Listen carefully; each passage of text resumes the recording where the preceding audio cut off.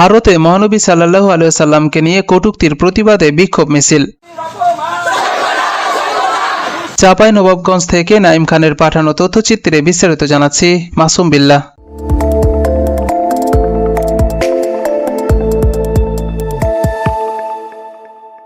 বিশ্বনবী হযরত মুহাম্মদ সাল্লাল্লাহু আলাইহি ওয়াসাল্লামের অবমাননার বিরুদ্ধে প্রতিবাদ সমাবেশ ও বিক্ষোভ মিছিল করেন চাঁপাইনবাবগঞ্জ পৌর এলাকার ৩ নং ওয়ার্ডের গনকা উত্তরপাড়া যুব সমাজ রক্ত ফাউন্ডেশন।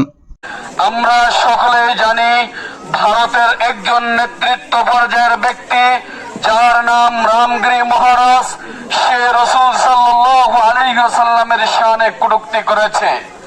আমি বলতে চাই, আমরা মুসলমান, আমরা সংযমী, আমরা সহনশীল, আমরা সকলের মাঝে ভ্রাতৃত্বের বন্ধন রক্ষা করতে চাই। এই অঞ্চলে যে সকল হিন্দু ভাইয়েরা রয়েছেন, আপনাদের প্রতি আমাদের অনুরোধ থাকবে, আপনারাও আমাদের মতো সংযমী হন, সহানুভূতিশীল হন এবং ভ্রাতৃত্ব বজায় রাখুন। আমি আজকের এই সমাবেশ থেকে বলতে চাই, আমরা বাংলার মুসলমান উপমার জনতা আজকে সবাই একতাবদ্ধ হয়েছি রাসূল সাল্লাল্লাহু আলাইহি ওয়াসাল্লামের ইজ্জত রক্ষার্থে। আপনারা আমাদেরকে কষ্ট দিবেন, সহ্য করব, মেনে নেব।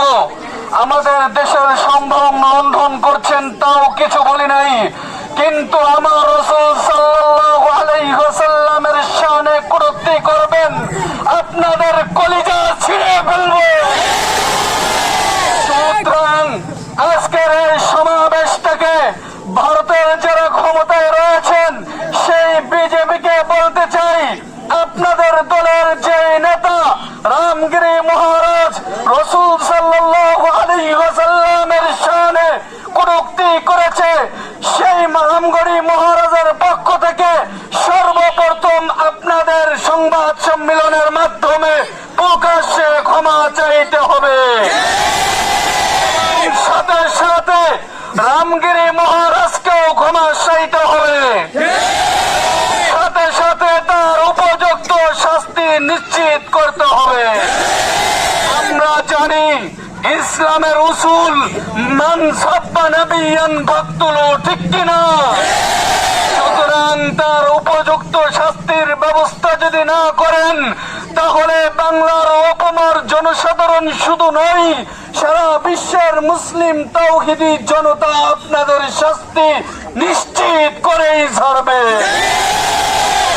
আপনাদের প্রতি আমাদের উদাত্ত আহ্বান থাকবে, আমাদের এই মনের ক্ষোভকে আপনারা মূল্যায়ন করুন এবং বাংলাদেশে যে সকল হিন্দু ভাইরা রয়েছেন তাদের প্রতিও আমাদের উদাত্ত আহ্বান থাকবে, আপনারাও আমাদের দাবির সাথে একত্রতা পোষণ করুন।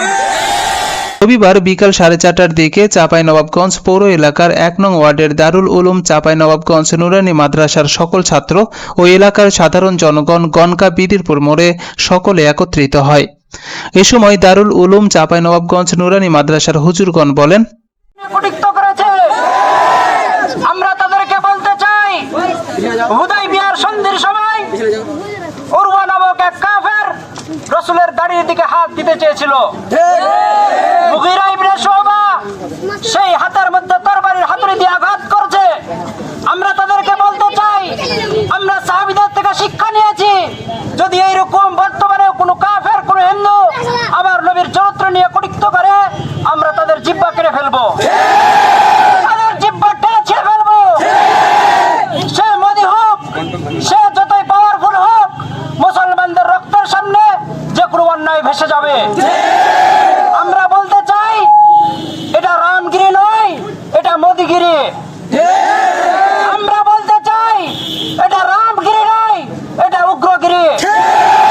আমরা বলতে চাই, এটা রামগিরি নয়, এটা হিন্দুগিরি। আমরা বলতে চাই, এটা রামগিরি নয়, এটা শয়তানগিরি। যেমন ভাবে ফিরআউনকে আল্লাহ তাআলা পানিতে চুবিয়ে দুনিয়া থেকে বিদায় করেছে, নমরুদকে জুতা পেটা করে দুনিয়া থেকে বিদায় করেছে, বর্তমানে যদি কেউ আবার নবীকে নিয়ে কটূক্তি করে, সেই মোদিকে হয় গঙ্গার নদী, গঙ্গার মধ্যে ডুবিয়ে চুবিয়ে দুনিয়া থেকে বিদায় করা হবে, সেই মোদিকে আগুনে পুড়িয়ে বিদায়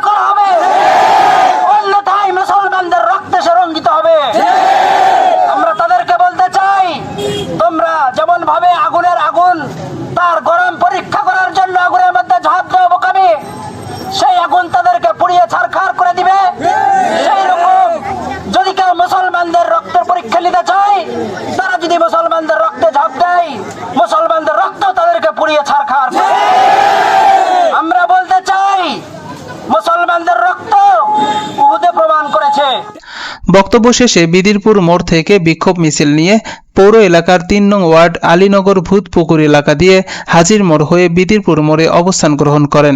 অবস্থান শেষে সকলে দোয়া ও মোনাজাত করেন এবং বিক্ষোভ সমাবেশ সমাপ্তি করেন। وعلى آله وسلم تسليما اللهم اهدنا واهد بنا واهد الناس جميعا اللهم اهدنا واهد بنا واهد الناس جميعا আয় আল্লাহ, আয় মাবুদ মাওলা, আয় আল্লাহ, আমরা যে মহব্বতে আল্লাহ এখন একত্রিত হয়েছি মাওলা, আয় আল্লাহ, আমাদের অন্তরের মধ্যে নবীর প্রেম ভালোবাসা আল্লাহ বসাই দিন। আয় আল্লাহ, যারা আল্লাহ নবীর শানে আল্লাহ বেয়াদবি করছে মাওলা, আয় আল্লাহ, তাদেরকে আপনি দুনিয়াতেই শাস্তি দিয়ে দিন। আল্লাহ, তাদেরকে দুনিয়াতে শাস্তি দিয়ে দিন। আল্লাহ, উপযুক্ত শাস্তি দিয়ে দিন। আল্লাহ, যারা পূর্বে আল্লাহ নবীর শানে যারা অপবাদ দিয়েছে মাওলা, আল্লাহ, তাদেরকে তুমি ছাড়োনি মাওলা।